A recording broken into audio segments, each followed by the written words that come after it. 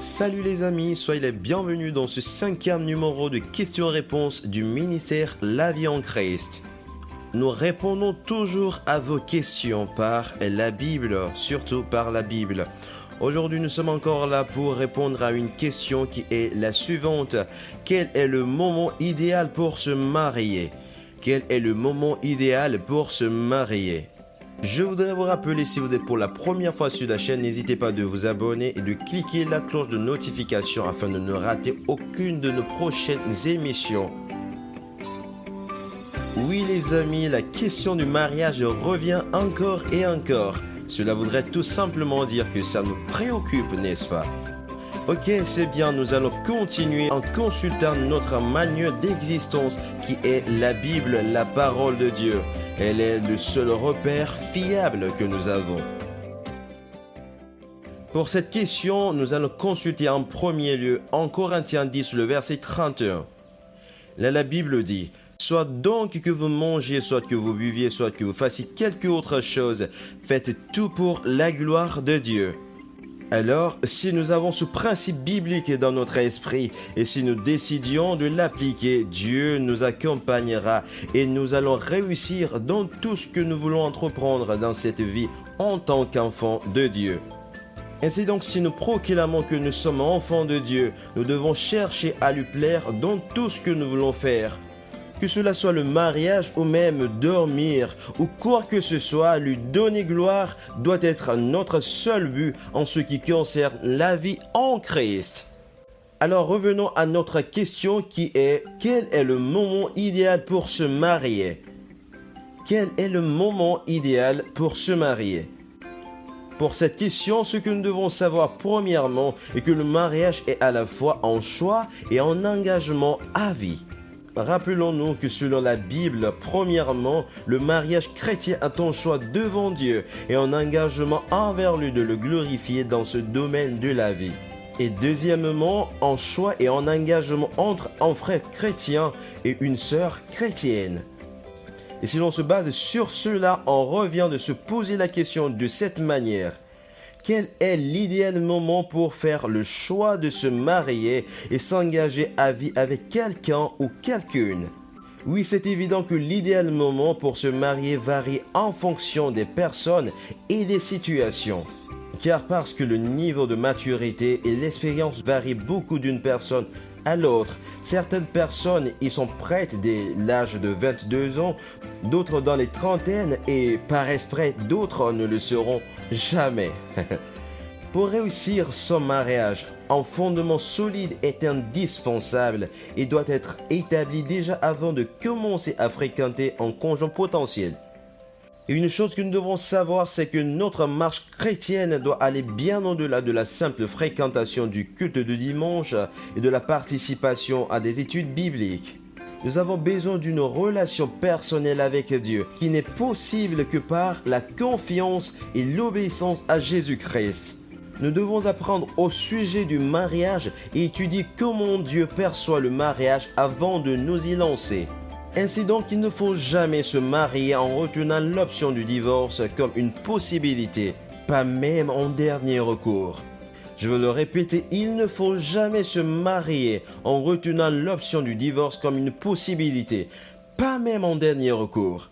Si un couple décide dès le départ de rester fidèle à leur engagement et de mettre Dieu en premier lieu, le divorce ne sera pas l'issue inévitable d'une situation difficile. Non. Et dans ce sens, il est important de se souvenir que Dieu veut nous donner ce que nos cœurs désirent. Mais cela n'est possible que si nos désirs sont conformes, sont en accord avec les siens. Certaines personnes se marient juste parce qu'ils ont un bon sentiment. Le sentiment travaille depuis quelques jours et c'est fini. Quand les sentiments s'estompent, le couple sera déçu et peut même aller jusqu'à penser à une séparation, c'est-à-dire au divorce. La Bible dit clairement que l'amour ne dépend pas des sentiments. Et par là, l'apôtre Paul nous montre comment aimer les autres en Corinthiens, le chapitre 13, le verset 4 au verset 7.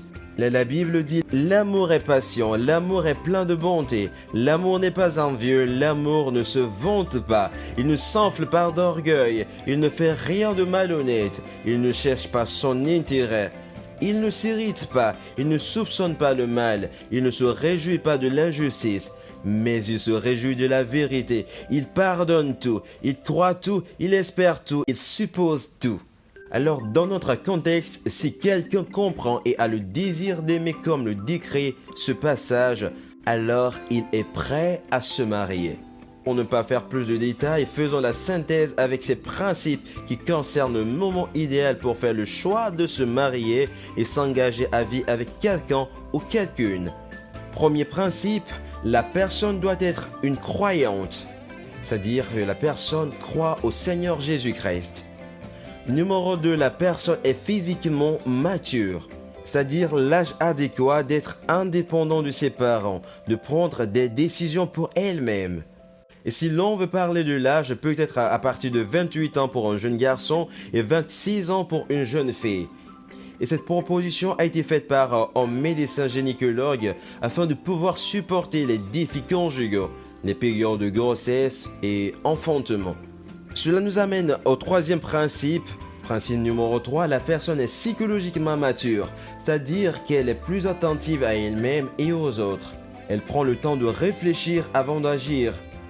Mais toutefois, la maturité psychologique est un processus qui ne dépend pas de l'âge, mais d'un état d'esprit. Principe numéro 4, la personne a une maturité spirituelle, c'est-à-dire qu'elle comprend ce qu'est d'entretenir bien sa relation personnelle avec Dieu. Principe numéro 5, la personne a une maturité émotionnelle. Il faut savoir que la maturité émotionnelle est un choix conscient d'être responsable, de pouvoir se maîtriser et d'être conscient des attitudes, de ce que nous disons et de ce que nous faisons. Principe numéro 6, la personne doit savoir que le mariage est un sacrifice à vie. Et finalement, le principe numéro 7 pour terminer, la personne doit être prête à appliquer les principes bibliques du mariage et ceux établis par son église locale avant de penser au mariage. Voilà donc quelques principes efficaces pour le moment idéal de se marier. Alors, chers amis, je vous invite à appliquer ces principes à votre vie si vous voulez avoir un mariage réussi. Et j'attends les témoignages des résultats que vous obtiendrez après l'application de ces principes que je crois, d'après la parole de Dieu, vraiment efficaces pour vous. Ainsi donc, nous sommes à la fin de la réponse à cette question qui est vraiment pertinente. Quel est le moment idéal de se marier ? Et si cela vous a intéressé, n'hésitez pas de le liker et de partager la vidéo avec d'autres personnes. Besoin de poser d'autres questions ou avoir plus d'éclaircissements, n'hésitez pas de contacter le plus 228 90 44 43 34. C'est votre serviteur, le pasteur Kossi Biafa. À très bientôt, au revoir.